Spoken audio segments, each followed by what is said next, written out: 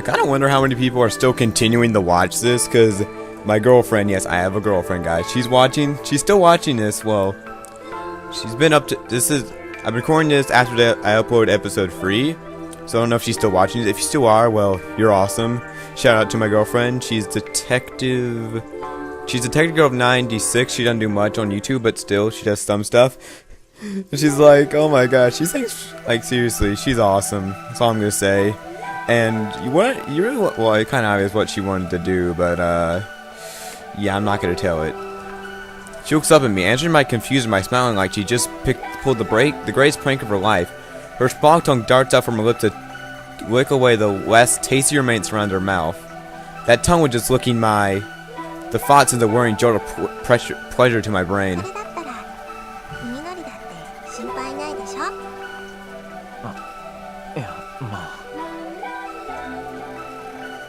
That's hardly the problem. I had no idea how to respond.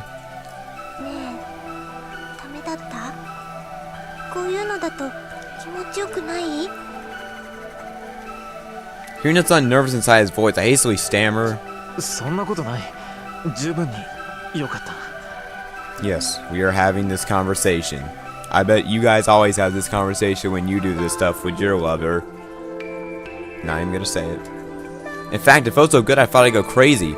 I can't say that, can I? Yeah, she swallowed the white stuff.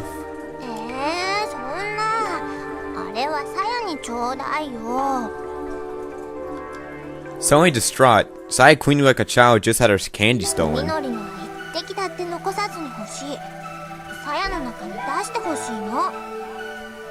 Not gonna lie, this is kind of creeping me out too. She is so thirsty, I swear.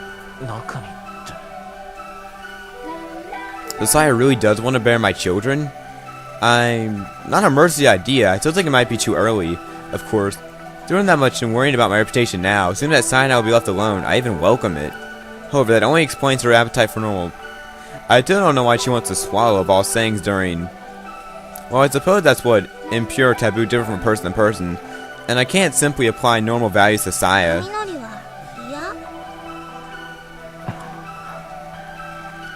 She gazed up at me pleadingly. How can I resist?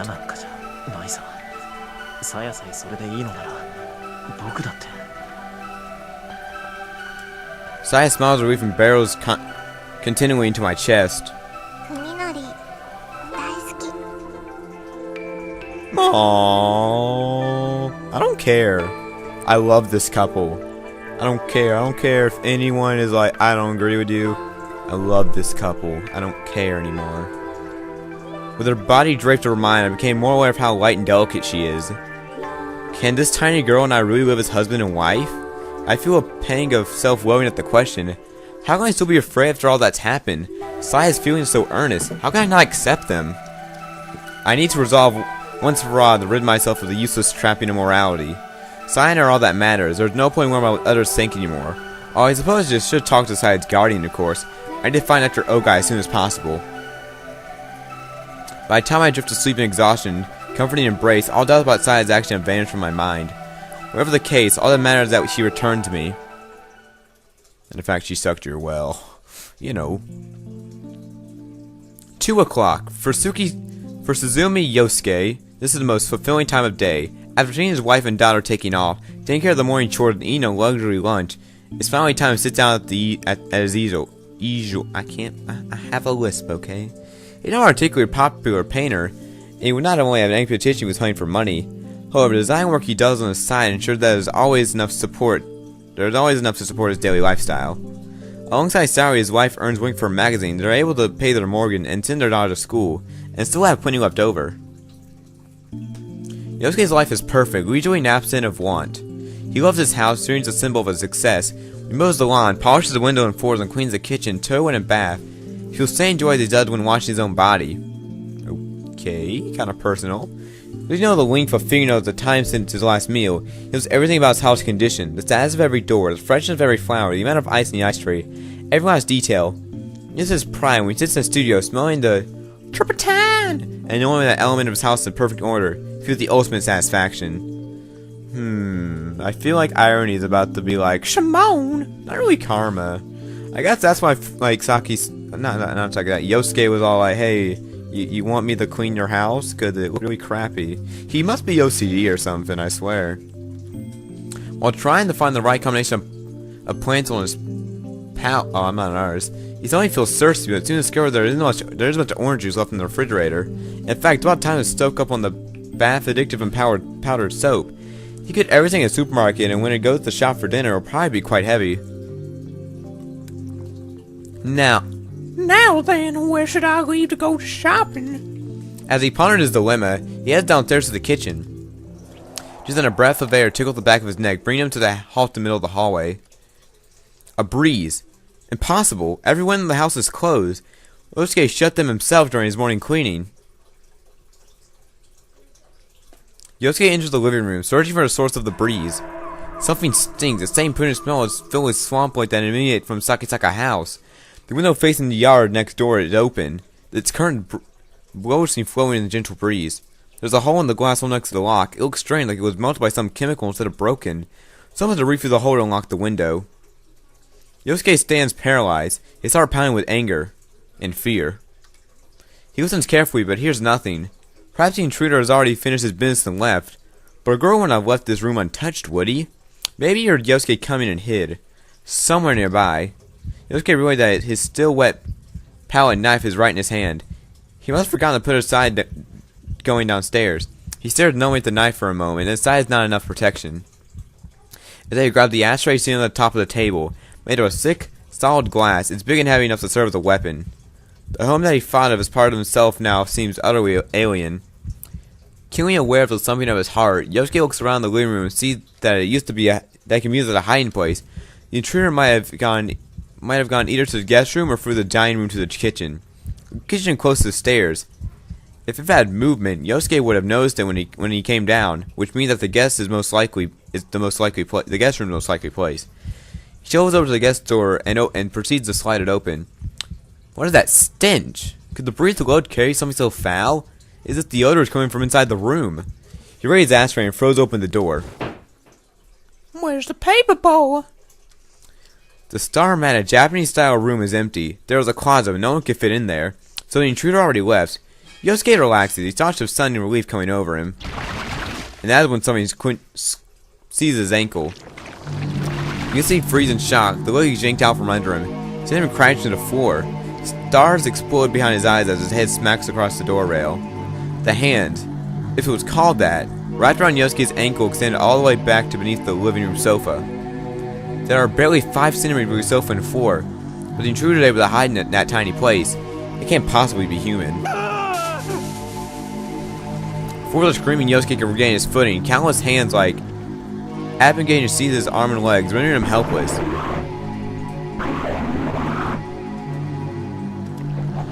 Maybe his voice burbles in his ear as something cold and soft crawls atop him. Yosuke can't even scream, his terror was so great.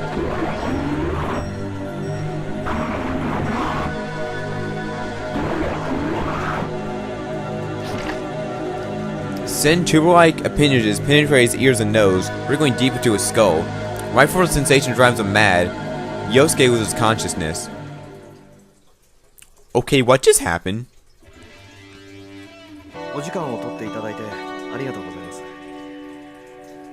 Even without her light makeup, she won't look a day over 30. She must be quite talented to being a neurosurgeon at such a young age. いいのよ。あなたたちみたいな人が来てくれたのは私としてもありがたいところだし。 Her friendly smile has none of the coldness one expects from her sharp, refined beauty. はじめまして。崎坂文則君の主治医の田んぼです。文則の友人で殿尾浩二と言います。彼女は筑波陽。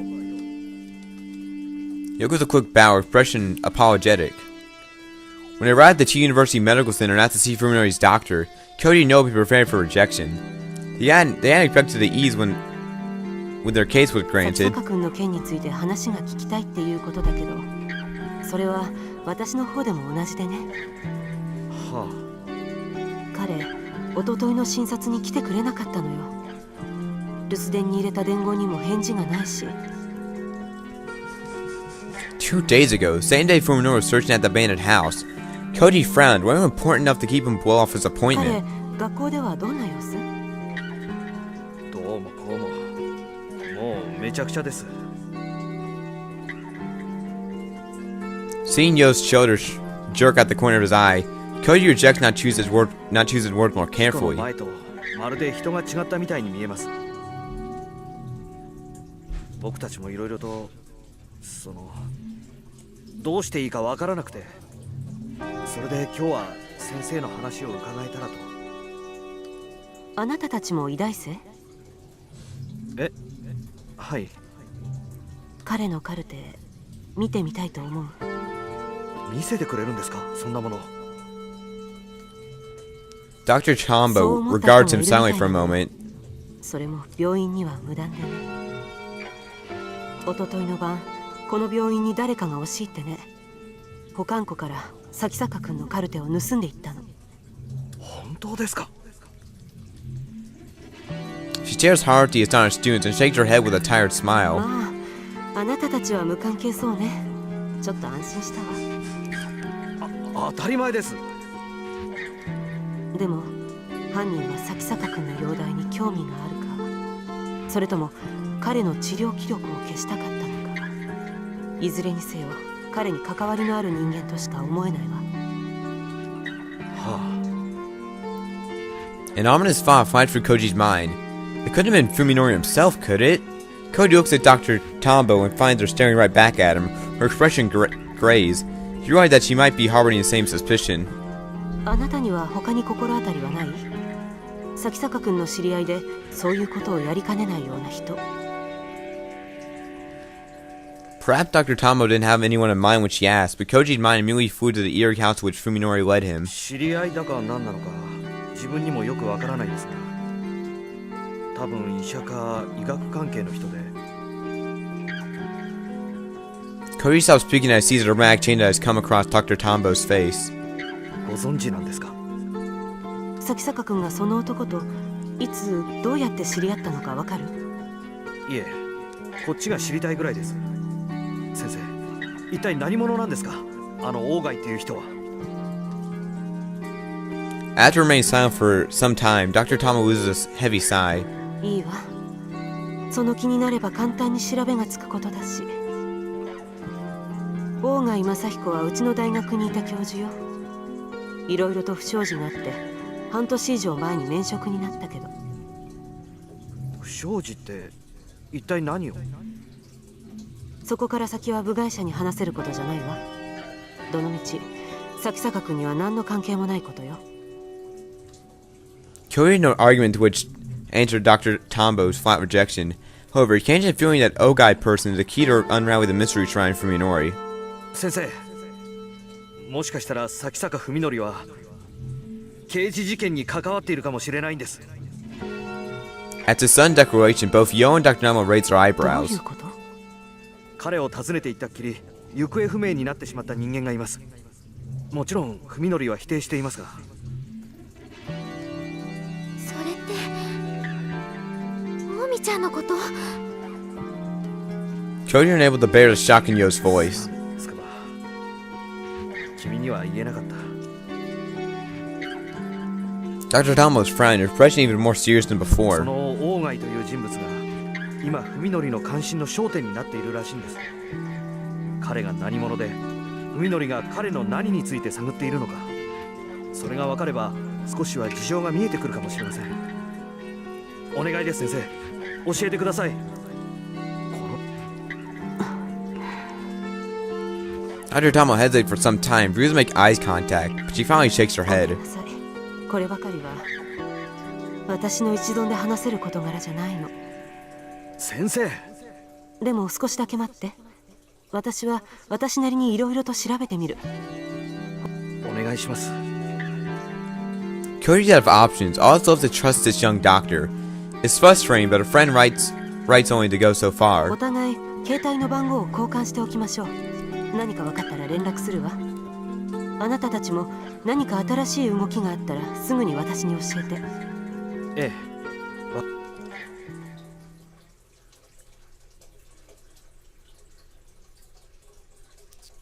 What happened to me? Yosuke consciousness returns slowly as though rising from a bog. He's cold. No, hot. Something itches like tepid tongues and cold slug crawling over his skin. What the hell's going on? Timothy opens his eyes. Wait a minute. Why? What's going on? It's everywhere. The thing that attacked him in the living room, it's everywhere. Terror shatters Yosuke's sanity. He throws off the thing lying atop him, but his wild flame sends him crashing to the floor. Was it really the floor? The long, really fires what should be the carpet are winding themselves around his fingers. The floor is made of worms. He tears the limb free out of the worm and tries to stand, but loses his balance and tumbles to the floor again. Worms immediately swim over his body. Where the hell am I? Where did that thing take me? Yosuke crawls across the worm-ridden floor toward the only exit from the pulsating room. When he gets outside, however, all he can see is the blood, pile and rotten meat. There's no place to run. Mostly terrifying of all, this hellish plays the same way out at Yosuke's house. In a half-mad daze, he wandered through the nightmarish mockery of his house. In a small room where his studio should be, you find an inistile made of bones displaying a blood-soaked canvas. Like some cool joke, everything's exactly where it should be in Yosuke's studio.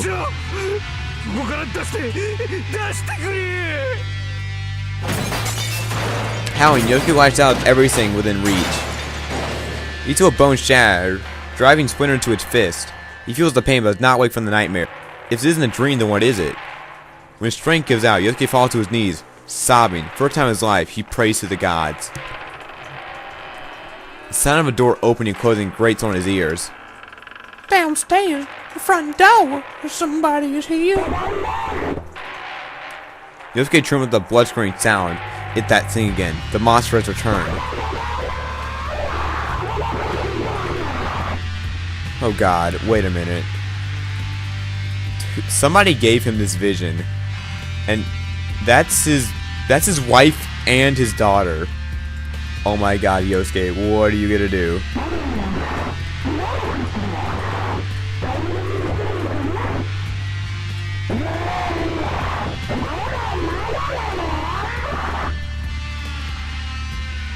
Oh god, no. Yosuke hears the sound of something swinging his way up the stairs. Even as he cowers in terror, he slides his trembling hand across the floor and grabs one of the bones from the broken essel. The tip of the bone is nice and sharp, but he holds it in both hands and puts his weight behind it. He might be able to defend himself. Please, Yosuke, don't do it. The monster's growl are getting closer. Holding his breath, Yosuke presses back against the wall next to the door. The pounding of his heart is like thunder in his ears, so loud that he fears the creature might hear it. He knows will eat him if he finds him again. That's all he can do to keep him from crying. At last, the door creaks open.